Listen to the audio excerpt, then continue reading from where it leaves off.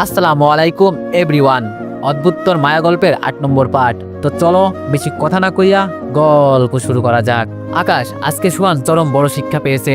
আমি তো ভাবতেও পারিনি তুমি নিজের রূপ মুহূর্তের মধ্যে এভাবে পাল্টে ফেলবে। জানো, আমি না আজকে বেশ অবাক হয়েছি তোমার নতুন রূপ দেখে। আমি বললাম কি করব বলো, সোহান যে এমনটা করবে সেটাও তো আমরা জানতাম না। আজ কেন জানি পিস্তলটা নিয়ে আসতে ইচ্ছে হয়েছে, কিন্তু কাকতালীয়ভাবে এটার যে আজকে প্রয়োজন পড়বে সেটা আমার জানা ছিল না। তনু বলল, যাক ভালোই হয়েছে। তবে আকাশ জানো, সোহান যে এমনটা করবে সেটা আমি কখনোই কল্পনা করিনি। এছাড়া গতকাল সোহানের মা আমার বাসায় গিয়ে বিয়ের প্রস্তাব নিয়ে গিয়েছিল সোহানের জন্য। আমি বিষয়টা নিয়ে অবাক হলেও সেটা নিয়ে বেশি একটা মাথা ঘামাইনি, কারণ মা সোহানের মাকে আমাদের বিয়ের বিষয়ে বলেছে। আমি ভেবেছিলাম সোহান আমাদের বিয়ের বিষয়ে শুনলে সে আর আমাকে বিয়ে করার চিন্তা করবে না, কিন্তু ও মা আজ দেখি সে ছেলে পেলে নিয়ে হাজির আমাদের ক্ষতি করার জন্য। আমি বললাম আমার সেই দিনই সন্দেহ হয়েছিল সোহানের কথাবার্তায়, যার কারণে আমি তোমাকে বলেছিলাম সোহানকে চলে যেতে বলতে। আর আজকে সোহান আমাদের সন্দেহটাকে বাস্তবে প্রমাণ করেছে। তনু বলল, আচ্ছা থাক, বাদ দাও, যা হয়েছে হয়ে গিয়েছে। আমাদের দুজনের ভালোবাসা এতটাও সস্তা না যে যে কেউ এসে সেটা ভেঙে ফেলবে। আকাশ, তুমি আমায় কতটুকু ভালোবাসো সেটা সঠিক বলতে পারছি না, তবে আমি তোমায় অনেক বেশি ভালোবাসি, আর তোমাকে আমি সারা জীবনের জন্য চাই। আমি বললাম, তনু, আমিও তোমায় অনেক বেশি ভালোবাসি। তুমি হয়তো এখনো পুরোপুরিভাবে অনুমান করতে পারোনি আমার ভালোবাসার পরিমাণ কতটুকু, তবে সত্যি বলতে তোমায় আমি এতটা ভালোবাসি যে তোমায় না পেলে জীবনটা মরা লাশের মতো হয়ে যাবে। তোমায় না পেলে আমি বেঁচে থেকেও মরে যাব, এক কথায় জীবন্ত লাশ হয়ে যাব। আমার মধ্যে কোনো শোকতাপ থাকবে না, ভিতরটা পাথরে পরিণত হয়ে যাবে, অনুভূতি শূন্য হয়ে যাব আমি। তনু বলল, এই পাগল, কি সব বাজে কথা বলছো? আমায় পাবে না কেন তুমি? আর আমি কোথায় যাব তোমায় রেখে? আমি তোমার আছি, তোমারই থাকবো। একদম স্বার্থপরের মতো কথা বলবে না বলে দিলাম। তোমাকে না পেলে আমিও কি ভালো থাকবো নাকি? তুমি আমার সমস্ত ভালো থাকার কারণ, যেখানে তোমার কাছ থেকে আমি হারাবো কোন দুঃখে? আমি বললাম, তা আমি জানি না, আমি শুধু নিজের কি পরিণতি হবে সেটাই তোমাকে জানালাম। তনু বলল, জানো না কেন? জানতে হবে। আর না জেনে উল্টাপাল্টা কথা কেন বলো? তোমার পিস্তল দিয়ে তোমারই খুলি একদম ফুটো করে দিব আর একবার বাজে কথা বললে। আমি বললাম, আচ্ছা আর বলবো না। তনু বলল, মনে থাকে জানো? আমি বললাম, থাকবে। তনু বলল, আচ্ছা শোনো, আমরা একটা কাজ করি চলো, তাহলে তোমার মুখ দিয়ে আর উল্টাপাল্টা কথা বের হবে না। আমি বললাম, কি কাজ? তনু বলল, আজকে বৃহস্পতিবারে অফিসে একটা ছোটখাটো খাবারের আয়োজন করে সবাইকে দুইজনের বিষয়ে জানিয়ে দিব আমাদের বিয়ে হয়ে গিয়েছে। আর তার পরের দিন শুক্রবারে দুইজনের পরিবারের সঙ্গে নিয়ে গিয়ে কোর্ট ম্যারেজ করে আবারও বিয়ে করব সারা জীবনের জন্য, কারণ আমার তো ঢাকঢোল পিটিয়ে বিয়ে করার ইচ্ছা নেই। সাধারণভাবেই আমরা দুই পরিবারকে নিয়ে গিয়ে কোর্ট ম্যারেজ করব। আর অফিসের মানুষদেরকে যেহেতু জানাতে হবে, তাই আগের দিন ওদেরকে একটা খাবারের আয়োজন করে জানিয়ে দিব, না হয়তো এটা সেটা বলবে যে আমি কৃপণ, আমার এত টাকা পয়সা থাকা সত্ত্বেও বিয়ের অনুষ্ঠান করিনি আর তাদেরকে খাওয়াইনি। আমি বললাম, কি তুমি সত্যি আগামী শুক্রবারে আমাকে সারা জীবনের জন্য বিয়ে করবে? তনু বললাম, করব। কেন, তোমার কি কোনো ডাউট আছে? ওয়ানেক্স হচ্ছে সবচেয়ে বিশ্বস্ত বুকমেকার, যা পিএইচডি এবং সিরিয়া অ্যাপের অফিসিয়াল পার্টনার। এই অ্যাপসে আপনি cricket, football, tennis live match দেখতে এবং তাদের স্কোর ভবিষ্যৎবাণী করে সহজেই অর্থ উপার্জন করতে পারবেন। সেই সাথে বিএমডব্লিউ গাড়ি, আইফোন, ল্যাপটপ এবং আরও অনেক নগদ পুরস্কার জেতারও সুযোগ রয়েছে। এই অ্যাপটিতে আপনি crash crystal, under and over 21 ইত্যাদি গেম খেলে সহজেই আয় করতে পারবেন। আপনি বিকাশ, নগদ, রকেট ব্যাংক, ক্রিপ্টো, পেপল এবং অন্যান্য সহজ পদ্ধতির মাধ্যমে সহজেই আপনার ডেটা টাকা তুলতে পারবেন। এখানে আপনি 24 ঘন্টায় 7 দিন গ্রাহক সহায়তা পাবেন। তাই এখনই পিন কমেন্টের লিঙ্ক ব্যবহার করে রেজিস্ট্রেশন করুন, অথবা গুগলে ওয়ানেক্স সার্চ লিখে রেজিস্ট্রেশন করুন। আর হ্যাঁ, রেজিস্ট্রেশনের সময় আমার প্রোমো কোড ভোডো7 ব্যবহার করে প্রথমবার ডিপোজিটে 20,000 টাকা পর্যন্ত পান। আমি বললাম, না, সবকিছু কেমন জানো কল্পনা লাগছে আমার কাছে। তনু বলল, কল্পনা নাকি বাস্তব সেটা বৃহস্পতিবার আসলেই বুঝতে পারবে, যখন আমি তোমাকে সকলের সামনে নিজের স্বামী বলে পরিচয় করিয়ে দিব। এবার গাড়ি থেকে নেমে বাসায় যাও, তোমার বাসার সামনে চলে এসেছি। আকাশ তনুর কথা শুনে খুশি মনে গাড়ি থেকে নেমে ভাবতে ভাবতে বাড়ি চলে যায়। আসছে শুক্রবার তনু সারা জীবনের জন্য আকাশের হয়ে যাবে, সেই সঙ্গে তাদের সম্পর্ক সকলের সামনে স্বীকৃতি পাবে। কিন্তু আকাশ পুরোপুরিভাবে বেখবর। সোহান শুধরে যাওয়ার বদলে আরো বড় ধরনের প্ল্যান করছে। আকাশ খুশি মনে বাড়ির ভিতরে প্রবেশ করে। আকাশের মা রহিমা বেগম ছেলের খুশমেজাজ দেখে ছেলেকে জিজ্ঞেস করে, আকাশ কি হয়েছে? অন্য দিনের তুলনায় আজ তোকে একটু খুশি খুশি দেখাচ্ছে। সাধারণত অফিস শেষ করে বাসায় ফিরলে তোর চেহারায় ক্লান্তি থাকে, কিন্তু আজ আমি তোর চেহারায় কোনো প্রকার ক্লান্তি দেখতে পাচ্ছি না। কাহিনী কি আকাশ? আমি বললাম, মা একটা সুসংবাদ আছে। মা বলল, কি সুসংবাদ? আমি বললাম, আগে আমি নিজের রুমে গিয়ে ব্যাগ ট্যাগ রেখে ফ্রেশ হয়ে আসি, আর তুমি চা বসাও চুলোয়, তারপর ফ্রেশ হয়ে এসে চা খেতে খেতে সুসংবাদটা দিব। আকাশের মা বললাম, আচ্ছা ঠিক আছে, আমি চুলোতে চা বসাচ্ছি, তুই জলদি ফ্রেশ হয়ে আয়। আকাশ নিজের রুমে চলে যায়। রুমে গিয়ে ব্যাগ ট্যাগ রেখে ফ্রেশ হয়ে কিছুক্ষণ পর রুম থেকে বেরিয়ে মায়ের কাছে আসে। আকাশের মা রহিমা বেগম ছেলের জন্য চা করে এনে সবে কেবল টেবিলের উপর রেখেছে, আর আকাশও ইতিমধ্যে হাজির। ছেলের আগমনে রহিমা বেগম বলে, এই জেনে তোর চা, আর এবার বল কি গুড নিউজ আছে। আকাশ টেবিলের উপর থেকে চায়ের কাপ উঠিয়ে নিয়ে দুইটা চেয়ার টেনে একটাতে নিজে বসে আর একটাতে নিজের মাকে বসতে বলে। রহিমা বেগম চেয়ারে বসে পুনরায় ছেলেকে আবার বলে, এবার বল কি গুড নিউজ আছে। আমি বললাম, মা আজকে বৃহস্পতিবার অফিসে ছোটখাটো একটা আয়োজন করে আমাদের বিয়ের বিষয়ে সবাইকে জানাবো, আর শুক্রবার আমাদের দুই পরিবার কোর্টে নিয়ে গিয়ে আমরা সারা জীবনের জন্য আবারও বিয়ে করব। মা বলল, কি সত্যি বলছিস তুই? আমি বললাম, হ্যাঁ মা সত্যি বলছি, আজ তনুই আমাকে এইসব বললাম। মা বলল, যাক খুশি হলাম কথাটা শুনে, কিন্তু একটা প্রশ্ন আছে আমার। আমি বললাম, কি প্রশ্ন মা? মা বলল, তনুর তো টাকা পয়সার অভাব নেই, সে চাইলে একটা অনুষ্ঠান করে বিয়ে করতে পারে, কিন্তু সে তা না করে কোর্ট ম্যারেজ কেন করবে, আর লোকে কি বলবে তার এই জিনিসটা নিয়ে? মা, তনুর নাকি ধুমধাম করে বিয়ে করার ইচ্ছা নাই, তাই সে কোর্ট ম্যারেজ করবে। আর লোকজন বলতে অফিসের লোকজনই আছে, তাদের জন্য তো সে বৃহস্পতিবার একটা আয়োজন করছে। মা বলল, তাও বিষয়টা কেমন যেন লাগছে আমার কাছে, কারণ তোর না হয় সেভাবে কোনো পরিচিত লোকজন নেই, কিন্তু তনুর তো অফিস ব্যতীত পরিচিত আরও লোকজন আছে, আর পরবর্তীতে কি না কি বলবে। আর সে যেহেতু অফিসে অনুষ্ঠান করবেই, তাহলে সেই অনুষ্ঠানে অফিসের লোকজনের পাশাপাশি তার পরিচিত লোকজনগুলোকেও ইনভাইট করলে বিষয়টা আর জটিল হয় না। আর সে চাইলে কোর্টে বিয়ে না করে অফিসে অনুষ্ঠানের মাধ্যমেই কাজে ডেকে সবার সামনে তোকে বিয়ে করতে পারে, তাহলে একেবারেই সব হয়ে যায়। আলাদা করে বৃহস্পতিবারে অফিসে আয়োজন করবে, আবার শুক্রবারে কোর্ট ম্যারেজ করবে, এত ঝামেলা করার তো আর কোনো দরকার পড়ে না। আমি বললাম, মা তনুর ধুমধাম করে বিয়ে করার ইচ্ছা নেই, সেটা সে আমাকে জানিয়ে দিয়েছে, তাই হয়তো সে কোর্ট ম্যারেজ করবে। এছাড়া কেন সে শুধু অফিসের মানুষজনকে আয়োজন করে খাবে, বাকি আরও মানুষজনকে রেখে, সেটা তনুই একমাত্র ভালো জানে। তবে আমার যতদূর মনে হয়, তনু আমার কারণেই বাইরের কাউকে দাওয়াত করবে না, বা বাইরের কারোর জন্য কোনো আয়োজন করবে না, কারণ আমার তো কোনো কিছুই নেই। এই জিনিসটা নিয়ে মানুষ এটা সেটা বলতে পারে, তাই হয়তো তনু এই বিষয়টা খেয়াল রেখে অফিসের লোকজন বাদে কারোর জন্য কোনো আয়োজন করছে না। মা বলল, হ্যাঁ এমনটাও হতে পারে, তনু হয়তো তোর এই দিকটা খেয়াল করে নিজের মতো সব চিন্তা ভাবনা করেছে। তবে যাই হোক, আমি খুশি তুই আর তনুর মিলন হওয়াই, কারণ মেয়েটাকে তুই কতটা ভালোবাসিস সেটা আমার অজানা নয়। আমি শুকরিয়া আদায় করছি তোদের মিলন হওয়াই। আমি বললাম, মা দোয়া করো, আর আমি আগামীকাল গিয়ে খালার বাড়ি থেকে আফিয়াকে নিয়ে আসবো, তারপর তুমি আর আফিয়া দুইজন শুক্রবারই রেডি হয়ে থাকবা কোর্ট ম্যারেজ করার জন্য আমার সাথে যেতে। মা বলল, আচ্ছা বাবা। আকাশ চা খাওয়া শেষ করার পাশাপাশি মায়ের সাথে কথা বলে আবারও নিজের রুমে চলে যায়। পরের দিন যথারীতি অফিসে চলে যায়। দেখছে বসে বসে তনুর জন্য অপেক্ষা করছে সে। তনু এখনো অফিসে আসেনি। কিছুক্ষণ পর তনু অফিসে চলে আসে।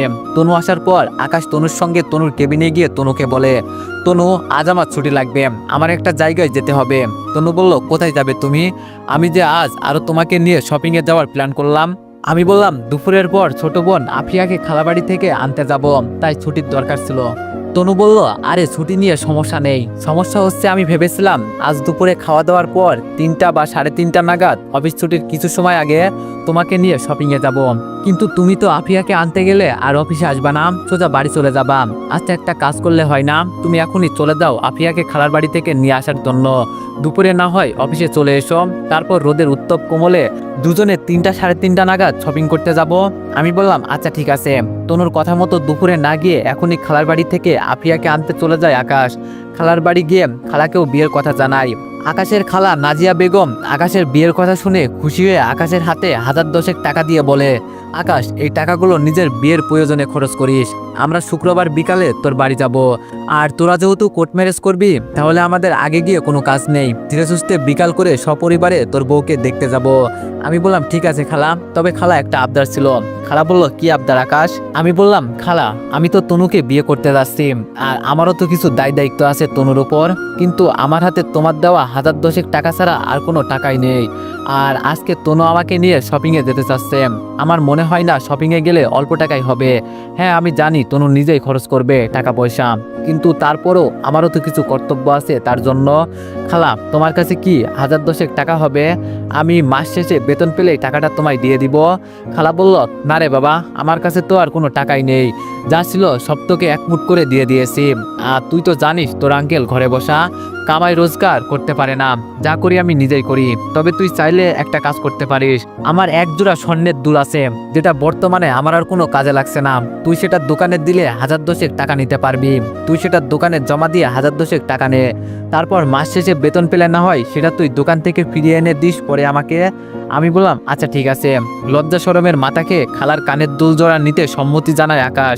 আকাশের খালার অবস্থাও বেশ একটা ভালো না। একটা সময় সবকিছু মোটামুটি ঠিকঠাক ছিল, কিন্তু আকাশের আঙ্কেল অসুস্থতার কারণে কাজকাম করতে না পারায় সংসারে অভাব লেগেছে তাদের। সবার একই দশা। আকাশের খালার তার নিজের পরিবারের কেউই সুখে শান্তিতে নেই, সবার জীবনে টানাপোড়া লেগেছে। অবশ্য আকাশের মা রহিমা বেগমের ভাগ্য কিছুটা ভালো ছিল, তাই তিনার আকাশের বাবার সাথে বিয়ে হয়েছে। আর বিয়েটা আকাশের বাবা নিজেই আকাশের মা রহিমা বেগমকে করেছে। আকাশের বাবা সেলিম সাহেব একদিন রাস্তা দিয়ে গাড়ি করে যাওয়ার সময় আকাশের মা রহিমা বেগমকে দেখে তিনার প্রেমে পড়ে যায়। সেই এক দেখাতেই সেলিম সাহেব প্রেমে পড়ে বিয়ের প্রস্তাব দিয়ে আকাশের মা রহিমা বেগমকে নিজের ঘরের বউ বানিয়ে নেয়। সংসার জীবন সুন্দর চলছিল দুজনের, কিন্তু কপালের দুর্গতি থাকলে সেটাকে আর খণ্ডন করা যায় না। যাক, সেই প্রসঙ্গ এখানেই সমাপ্ত করি। নাজিয়া বেগম কিছু সময়ের মধ্যেই আলমারি থেকে কানের দুলজোড়া এনে আকাশের কাছে দেয়। আকাশ দুলজোড়া আর আফিয়াকে নিয়ে বাড়ির উদ্দেশ্যে বেরিয়ে পড়ে। বাড়িতে পৌঁছে আফিয়াকে রেখে সময় নষ্ট না করে আবারও সে অফিসের উদ্দেশ্যে বেরিয়ে পড়ে। তবে বাড়ি থেকে বের হওয়ার পর আফিয়া যাওয়ার আগে খালার থেকে আনা স্বর্ণের দুলজোড়া একটা স্বর্ণকারের দোকানে দিয়ে 10,000 টাকা এবং একটা রিসিট নিয়ে অফিসে রওনা হয়। দুইটার কিছু সময় পর আকাশ অফিসে এসে পৌঁছায়। তনু না খেয়ে বসে আছে। আকাশ অফিসে পৌঁছাতেই তনু আকাশকে জিজ্ঞেস করে, নিয়ে এসেছো তোমার বোনকে? আমি বললাম নিয়ে এসেছি। তনু বলল, খাবার খেয়েছো? আমি বললাম না খাইনি। তুমি খেয়েছো? তনু বলল, আমিও খাইনি, এত সময় তুমি আসার অপেক্ষায় বসেছিলাম। আমি বললাম ও। তনু বলল, আচ্ছা যাও, এবার ওয়াশরুম থেকে হাত মুখ ধুয়ে এসো। আমি ফোন করে খাবারের 2টা পার্সেল আনতে বলছি, তারপর দুইজন মিলে একসাথে খেয়ে নিব। আমি বললাম আচ্ছা ঠিক আছে। আকাশ কেবিনের ভিতরে তনুর পার্সোনাল ওয়াশরুমে ফ্রেশ হতে চলে যায়, আর তনু ফোন করে দুজনের জন্য 2টো খাবারের পার্সেল অর্ডার করে। কিছু সময় পর আকাশ ফ্রেশ হয়ে আসে, আর তারপরই ক্যান্টিন থেকে খাবারের পার্সেল চলে আসে। দুজন মিলে দুপুরের খাবার খেয়ে নেয়। এরপর 3:30 নাগাদ দুজন মিলে বিয়ের শপিং এর জন্য বেরিয়ে পড়ে। তনুর গাড়ি করেই দুজনে শপিং এর জন্য যাচ্ছে। আকাশ তনুর পাশের সিটে বসে আছে, আর তনু গাড়ি ড্রাইভ করছে। কিছুক্ষণ পর তনু একটা নামি দামি শপিং এর সামনে গিয়ে গাড়ি থামায়। আকাশের ভিতরে খসমস করছে শপিং মল দেখা মাত্রই, কারণ শপিং নিয়ে আকাশেরও কিছু পরিকল্পনা আছে। যদি কোনো কারণবশত জিনিসপত্রের দাম বেশি হয় তাহলে আকাশ কুলিয়ে উঠতে পারবে না। এছাড়া সচরাচর শপিং মলগুলোতে জিনিসপত্রের দাম একটু বেশি হয়, ভয় হচ্ছে আকাশের। তবে সেটা তনুর সামনে প্রকাশ না করে তনুর সাথে শপিং মলের ভিতরে চলে যায়। তনু আকাশের হাত ধরে আকাশের শপিং মলের ভিতরে নিয়ে যায়। আকাশ ভিতরে ভিতরে প্রচন্ড নার্ভাস, তবে তনুকে সেটা কোনোভাবেই বুঝতে দিচ্ছে না সে। তনু শপিং মলে ঢোকার পর একটা দোকানে গিয়ে আকাশের জন্য বেশ নামি দামি ব্র্যান্ডের একটা খয়েরি রঙের শার্ট পছন্দ করে। আকাশ কিছুই বলছে না, চুপ করে দাঁড়িয়ে আছে। তনু শার্টটা নিয়ে আকাশের শরীরের সাথে মাপ দিয়ে আকাশকে বলে, সাইজটা একদম ঠিকঠাকই লাগছে। তবু আকাশ, তুমি একটু ট্রায়াল রুমে গিয়ে শার্টটা একটু গায়ে দিয়ে দেখে আসো তো সবকিছু বরাবর আছে কিনা। আমি বললাম আচ্ছা। আমি বললাম হ্যাঁ তনু, সব ঠিকঠাক আছে। তনু বলল, যাক তাহলে আমার ম্যানেজমেন্ট একদম ঠিকঠাক ছিল। আচ্ছা এবার তুমি নিজে আরো কিছু শার্ট আর প্যান্ট পছন্দ করো। আমি বললাম কেন, এতগুলো শার্ট প্যান্ট দিয়ে কি করব? আমি আর একটা প্যান্ট নিলেই আমার হয়ে যাবে। তনু বলল, এই যে কথা কম বলে আমি যেটা বলি সেটা শোনো, কারণ আগামীতে জামা কাপড়গুলো লাগবে। এক চুট জামা কাপড় দিয়ে আর কয়দিন চলবে? যাও গিয়ে আরো কয়েকটা শার্ট দেখো, সেই সঙ্গে প্যান্টও। আমি বললাম আচ্ছা। বেচারা আকাশ আর কোনো কথা না বলে তনুর কথা মতো বাধ্য হয়ে আরো 2টা শার্ট আর 2টা প্যান্ট পছন্দ করে। আকাশ বাকি জিনিসগুলো পছন্দ করতে করতে তনু আকাশের জন্য পছন্দ করে একটা পাঞ্জাবি কিনে ফেলে। আকাশের কেনাকাটা কমপ্লিট, এবার তনুর কেনার পালা। তনু নিজের জন্য শুধু একটা ড্রেস পছন্দ করে। দোকানদার ড্রেসটা তনুকে প্যাক করে দেয়। তনু শুধু একটা ড্রেস কেনায় আকাশের জিনিসটা ভালো লাগে না। তনুকে আপত্তি জানিয়ে বলে, এই তনু এটা কি হলো? তুমি আমাকে এক গাদা কিনে দিয়ে নিজের জন্য শুধু একটা ড্রেস কিনলে মাত্র। তনু বলল, আরে সমস্যা নেই, আমার বাসায় অনেক জামা কাপড় রয়েছে নতুন নতুন, তাই একটা ড্রেস কিনেছি। আমি বললাম না, এটা তো হতে পারে না। এই দোকানদার ভাইয়া, আপনি ওই শাড়িটা দেখান তো। তনু বলল, আরে আকাশ লাগবে না। আমি বললাম একদম চুপ থাকো, আমার বেশ পছন্দ হয়েছে ওই শাড়িটা। আমি কিছুক্ষণ ধরেই ভাবছিলাম শাড়িটা তোমাকে নিতে বলবো। দোকানদার ভাইয়া, আপনি শাড়িটা দেখান তো। জি ভাইয়া দেখাচ্ছি। আকাশ তনুর জন্য পছন্দ করা শাড়িটা নিয়ে নেয়। তারপর সবকিছু হিসাব করে মোট টাকা আসে 22,300 টাকা। দোকানদারের কথা শুনে আকাশের চোখ মুখ কালো হয়ে যায়, কারণ তার বাজেট ছিল 20,000 টাকা, কিন্তু সেটা ছাড়িয়ে গেছে। কোনো কিছু না ভেবেই দোকানদারকে বলে, ভাইয়া আমার এতগুলো শার্ট প্যান্টের দরকার নেই, বাসায় এমনিতেও আমার কয়েক জোড়া নতুন শার্ট আর প্যান্ট রয়েছে, আমার সেগুলো এখনো পরা হয়নি। আপনি আমার একটা শার্ট আর একটা প্যান্ট কমিয়ে রাখুন, তারপর দেখুন কত টাকা আসছে। দোকানদার বলল, আরে ভাইয়া, পছন্দ যেহেতু করে নিয়েছেন, কমিয়ে না রাখাটাই ভালো। আর আমি ডিসকাউন্ট ছাড়া আপনাকে বলেছি, তবে ডিসকাউন্ট সহ আপনার বিল হচ্ছে 19,500 টাকা। আকাশের মন খুশি হয়ে যায় দোকানদারের কথা শুনে, চোখে মুখে খুশি নিয়ে দোকানদারকে বলে, ঠিক আছে ভাইয়া, তাহলে সবগুলোই দিন। দোকানদার আকাশের কথা মতো সবগুলো জিনিস আকাশদের দিয়ে সবকিছুর একটা ক্যাশ মেমো দেয়। আকাশ ক্যাশ মেমো আর সবকিছু জিনিস বুঝে নিয়ে পকেট থেকে মানিব্যাগ বের করে তার মধ্যে থাকা 20,000 টাকা বের করে এগিয়ে দেয়। তনু পুরো আশ্চর্য হয়ে যায় আকাশের আচরণে। শপিং এর টাকা আকাশ দিচ্ছে, সেটা তনু বিশ্বাসই করতে পারছে না। সবকিছু কেমন যেন লাগছে তনুর। আকাশ দোকানদারকে টাকাটা দেওয়ার আগেই তনু আকাশকে থামিয়ে দিয়ে আশ্চর্য হয়ে বলে, এই তুমি এটা কি করছো, আর এত টাকা কোথায় পেয়েছো তুমি? আমি বললাম, আরে কিছুই না, প্রিয় মানুষের জন্য নিজের সাধ্য মতো কিছু করার চেষ্টা করছি। আর টাকাটা কোথায় পেয়েছি সেটা না হয় পরে এক সময় বলবো, এখন আগে বিলটা দিয়ে নেই। তনু বলল, না, তুমি বিল দিবে না, টাকাটা তুমি নিজের কাছেই রাখো, আমি বিল দিচ্ছি। আমি বললাম, তনু, এভাবে আমাকে আটকিও না, আমারও কিছু দায়িত্ব আছে। যেই মানুষটাকে আমি ভালোবাসি তার জন্য অল্প সংখ্যক টাকা খরচ করতে না পারলে কিভাবে কি? তুমি পরে কখনো দিও, এবার টাকাটা আমি দিচ্ছি। আকাশের জোরাজুরির কাছে তনু হার মানে। আকাশ সমস্ত বিল পরিশোধ করে তনুকে নিয়ে দোকান থেকে বেরিয়ে আসে। তনুও কম নয়। দোকানটা থেকে বের হওয়ার পর আকাশকে একটা জুতার দোকানে নিয়ে গিয়ে ভালো মানের একটা জুতা জোড়া কিনে দেয়, আর জুতার টাকাটা তনু নিজেই দেয়। অবশ্য আকাশ এখানে কোনো জোরাজুরি করে না, কারণ আকাশের পকেটে আর বেশি টাকা নেই, সে চাইলেও জোরাজুরি করে বিল দিতে পারবে না, সেজন্য নীরব হয়েই থাকে। জুতা কেনার পর তনু আকাশকে নিয়ে শপিং মলের ভিতরে থাকা একটা রেস্টুরেন্টে যায়। এরপর দুজনে কিছু খাওয়া দাওয়া করে বাড়ি ফিরে আসে। দেখতে দেখতে বৃহস্পতিবার চলে আসে। বৃহস্পতিবারের দিন সকালবেলায় আকাশ তনুর পছন্দ করে দেওয়া খয়েরি রঙের শার্ট আর প্যান্ট পরে ভালোভাবে রেডি হয়ে নেয় অফিসে যাওয়ার জন্য। আজ সকল মানুষ জানতে পাবে তনু আকাশের স্ত্রী। খুশিতে আত্মহারা আকাশ রেডি হয়ে অফিসে যাওয়ার কিছুক্ষণ পূর্বে তনুকে ফোন করে আকাশ। তনুও রেডি হচ্ছিল। আকাশের ফোন পেয়ে রেডি হওয়া থামিয়ে ফোন রিসিভ করে। তনু ফোন রিসিভ করার পর আকাশ তনুকে বলে, তনু, আমার পছন্দ করে কিনে দেওয়া শাড়িটা পরে এসো কিন্তু। তনু বলল, আরে আমি ওইটাই পরছিলাম। আমি বললাম, ঠিক আছে তাহলে, আর শোনো, জলদি চলে এসো, আমি কিছু সময়ের মধ্যেই রওনা দিব। তনু বলল, আচ্ছা ঠিক আছে, এবার ফোন রাখলাম, আমিও রেডি হয়ে জলদি চলে আসবো। আমি বললাম, আচ্ছা। আকাশ ফোন রেখে দিয়ে প্রথমে মায়ের কাছে গিয়ে মায়ের পা ধরে সালাম করে। এরপর বাসা থেকে বেরিয়ে একটা রিক্সা নিয়ে অফিসে চলে যায়। অফিসে বেশ জোরদার আয়োজন চলছে। অফিসের ছাদে রান্না বান্না হচ্ছে, নিচে সবাই ডেকোরেশন করছে, তবে কেউ জানে না আয়োজনটা কি উপলক্ষে। তনু সবার জন্য বিষয়টা সারপ্রাইজ রেখেছে। আজ দুপুরে খাওয়া দাওয়ার পর তনু সবাইকে সারপ্রাইজটা দিবে, আয়োজনের উদ্দেশ্যটা বলবে, আর সেই সঙ্গে আকাশকেও নতুনভাবে সবার সাথে পরিচয় করিয়ে দিবে। তবে ম্যানেজার খালেক সাহেব কিছুটা আন্দাজ করতে পারে কি কারণে আয়োজন করা হচ্ছে, কিন্তু ম্যানেজার এবারও বিষয়টা কারোর সাথে শেয়ার করে না, কারণ দুপুরের পর তো সবাই এমনিতে আয়োজনের আসল উদ্দেশ্য জানতে পারবে, তাই চুপচাপ সবার সাথে মিলে কাজকর্ম করতে থাকে। অফিসটা সুন্দরভাবে ডেকোরেশন করছে সবাই মিলে। আকাশ অফিসে পৌঁছানোর পর সে নিজেও সবার সাথে কাজে যোগদান করে, তবে ম্যানেজার আকাশকে বারণ করে না করার জন্য, আর বলে সবটা ওনারাই সামলে নিবে। আকাশ বুঝে যায় ম্যানেজার কেন বারণ করছে, মুখের কোণে হাসি টেনে বলে, খালেক সাহেব, সমস্যা নেই, কাজ করা স্বাস্থ্যের জন্য ভালো, আর তাছাড়া আমি কাজ করলে কোনো জাতপাত নষ্ট হবে না। ম্যানেজার খালেক সাহেব আকাশকে আর কিছু বলে না। আকাশ সবার সাথে মিলেমিশে কাজ করতে থাকে। কিছুক্ষণ পর তনু সেজেগুজে আকাশের পছন্দ করা শাড়িটা পরে অফিসে আসে। সবাই তনুকে দেখে অবাক, কারণ এই প্রথমবার তনু শাড়ি পরে অফিসে এসেছে। সবার মনে একই প্রশ্ন জাগে, তনু শাড়ি পরাই, কিন্তু কেউ কিছু বলতে পারে না, কারণ যতই হোক তনু সবার বস আর তারা তাদের কর্মচারী, তাই সবাই চুপচাপ করে থাকে। তনু অফিসে এসে নিজের কেবিনে চলে যায়। দেখতে দেখতে একটার আজান হয়। বাবুর্চিদের রান্নার কাজ শেষ। তনু কেবিন থেকে বেরিয়ে আসে। খাওয়া দাওয়ার পালা শুরু হয়। এমন সময় সোহান অফিসে আসে। সোহানকে দেখা মাত্রই আকাশের রাগ উঠে যায়। আকাশ তনুর কাছে গিয়ে বলে, ওই বদমাশটা এখানে কি করছে? তনু বলল, আকাশ, আমি ওকে দাওয়াত করেছি। আমি বললাম, মানে কি? সে এত কিছু করলো আর তুমি তাকে দাওয়াত করছো, ঘটনাটা বুঝলাম না। তনু বলল, আকাশ, চাপ নিও না, আমি ওকে দাওয়াত করেছি শুধুমাত্র দেখানোর জন্য। আমি আজকে সকলের সামনে তোমাকে নিজের স্বামী বলে পরিচয় দিব, আর সোহান সেটা দেখে জ্বলবে। আমি বললাম, তনু, এমনটা করা কি খুব বেশি প্রয়োজন ছিল?